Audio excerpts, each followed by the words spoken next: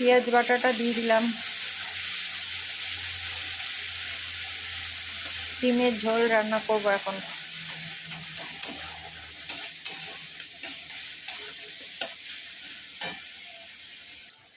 আদা রসুন বাটাটা দিয়ে দিলাম।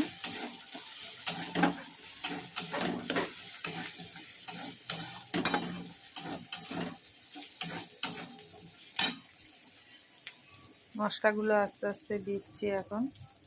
টমেটো ঘষাটা দিয়ে দিলাম এবারে।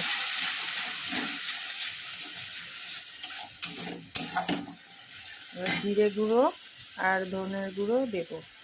মশলাগুলো সব দিয়ে দিলাম, যেহেতু আমি একা করছি তো ওই জন্য আগে থাকতে সব দিয়ে দিলাম। জিরে গুঁড়ো, ধনের গুঁড়ো, নুন, হলুদ দিয়ে দিলাম।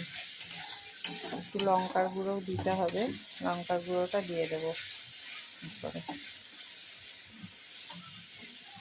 লঙ্কার গুঁড়োটা দিয়ে দিয়েছি, এবার ভালো করে কষাবো।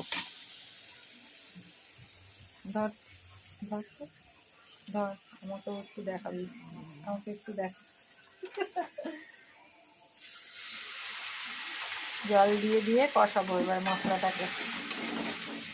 দেখো বন্ধুরা, কেমন লাগবে তোমাদের একটু বলো কমেন্ট করে।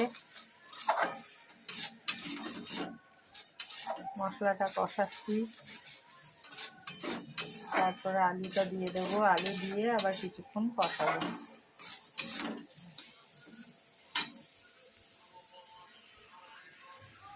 আলুটা দিয়ে দিয়েছি, কষাচ্ছি।